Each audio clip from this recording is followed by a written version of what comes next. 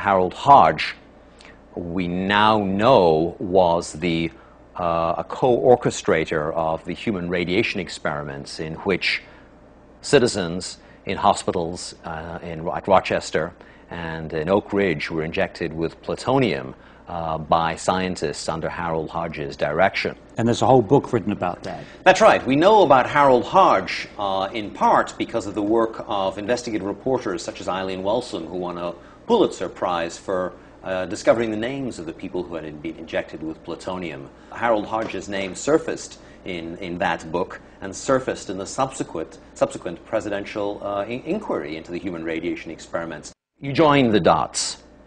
If Harold Hodge and the University of Rochester are injecting people with plutonium and uranium, and at the same time they are reassuring us about fluoride safety, what's the connection?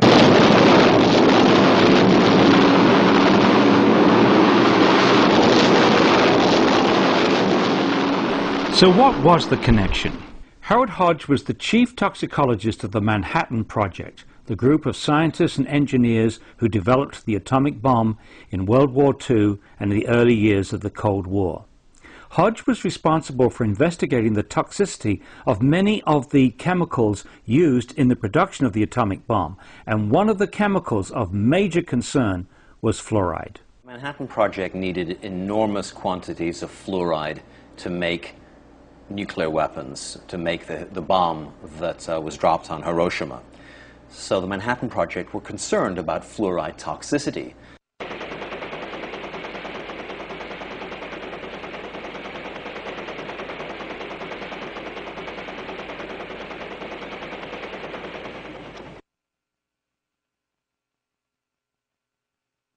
The documents that I uncovered with Joel Griffiths in the files of the Manhattan Project and the Atomic Energy Commission are very clear and very explicit. The toxicology department at the University of Rochester, which was under the direction of Harold Hodge, was asked to come up with medical information that could help the government in lawsuits in which the United States Army and the US government were being charged with fluoride pollution.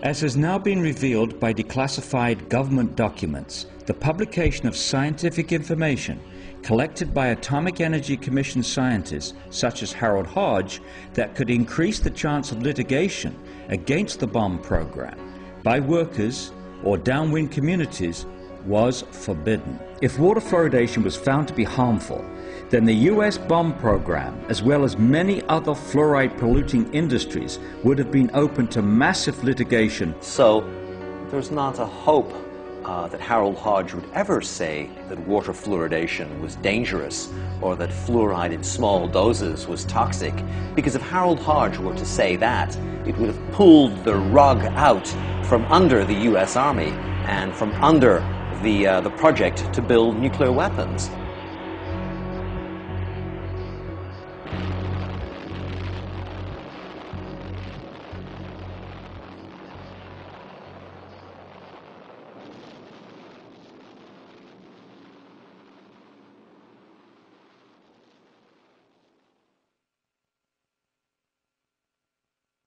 For people who know the history of medicine and science in this country, you know, the Kettering Laboratory was at one time one of the largest private laboratories dealing with issues of toxicity.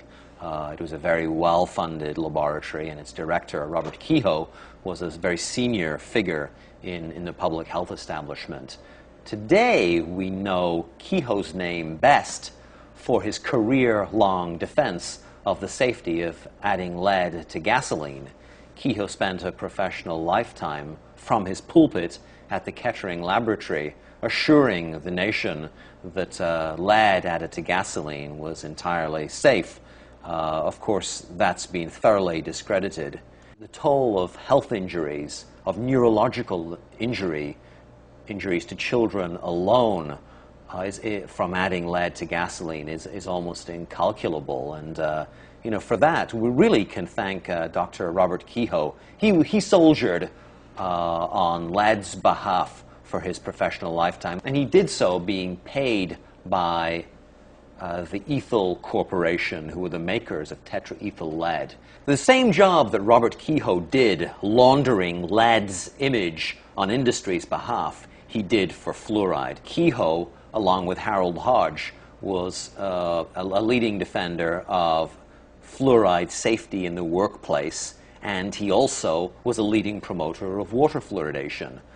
Robert Kehoe and the Kettering Institute, on behalf of industry and the National Institute of Dental Research, compiled an extensive bibliography of abstracts on fluoride's toxicity and the role of fluoride in public health. This work was funded by Alcoa, the Aluminum Company of Canada, the American Petroleum Institute, DuPont, Kaiser Aluminum, Reynolds Metals, United Steel, and many other corporate sponsors, as well as the National Institute of Dental Research. If you go into the files of Dr. Robert Kehoe at the Kettering Laboratory, you'll come across the existence of a hitherto unknown entity known as the Fluorine Lawyers Committee. And Kehoe worked for the Fluorine Lawyers Committee at the University of Cincinnati, doing their bidding, providing ammunition to the Fluorine Lawyers Committee so that they could defend their corporate clients, Alcoa, DuPont, Monsanto, the U.S. Steel, against fluoride lawsuits.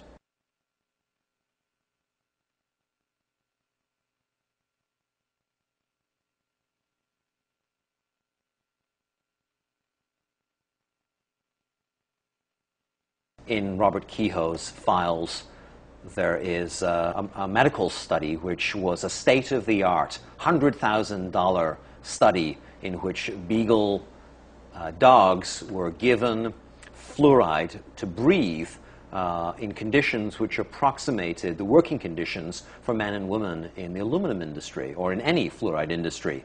What happened to that beagle study? The beagle study, Paul, found that fluoride was profoundly toxic to the laboratory animals. The beagle dogs who breathed fluoride 6 days a week, just like workers, had stupendous lung damage and damage to their lymph nodes. You'd think that someone would have given that medical information to America's doctors or to the workers who were going to those doctors asking why they had emphysema. No, the study was given to the Fluorine Lawyers Committee and it was buried.